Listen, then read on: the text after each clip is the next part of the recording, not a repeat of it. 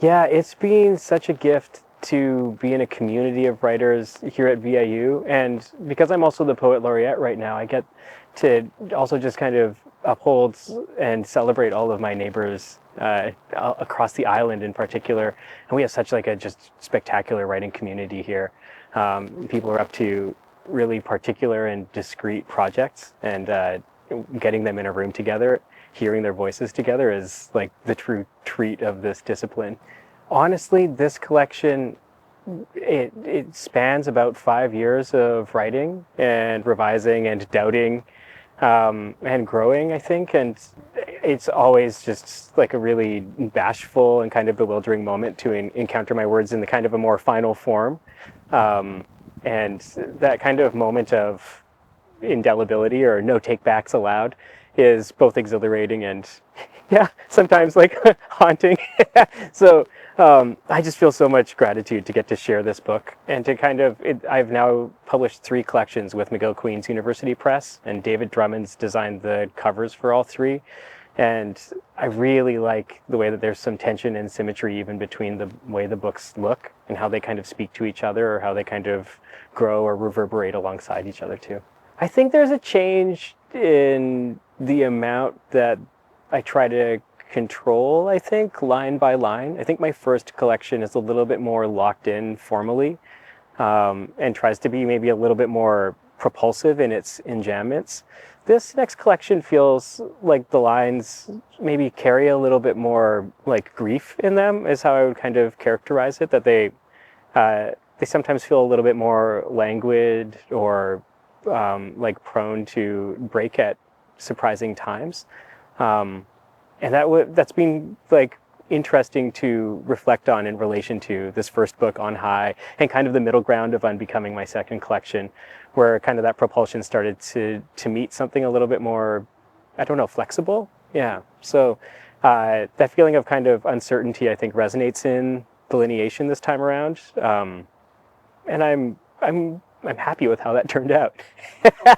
Holding a new book is always that moment of like a strange kind of matte lit mirror or something like that. Like it gives off only particular facets at a given time. So I'm always kind of scrutinizing it from the side, you know.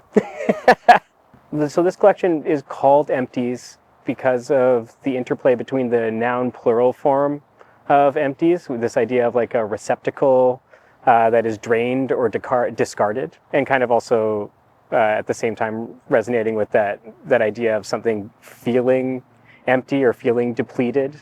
And at the same time, this idea of emptying oneself in the verb form for the sake of another is kind of the central concern of the project. So fatherhood plays into that, questions of accountability, a little bit of scrutiny around my own complicity in the state of the world, and I think just like a different focus on the future, one that's both really intentional and optimistic, and also allowing space for like a deep sown grief at the same time.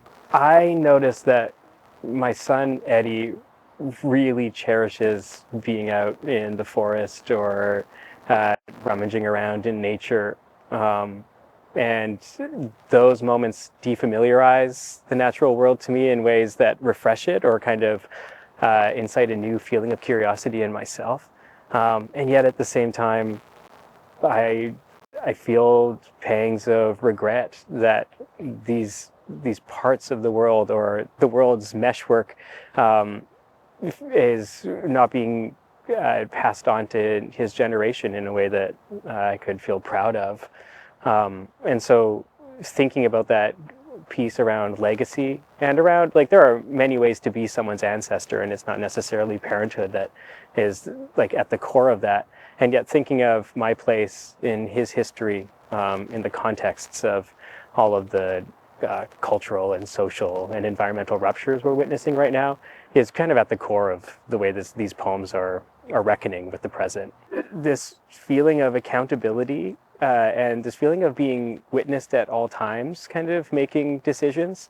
I think I love poems because there's a time when I am sitting down to write and to ruminate and reflect and be curious, and then I can, blow out the candle, I think that the stakes of wonder have maybe changed, but that if anything, it has multiplied just over and over again. Anytime that I'm in a space or a place that I'm cherishing alongside its potential degradation or its deterioration, I feel really thankful to have those inciting feelings of change kind of welling up in my own body or in my own experiences.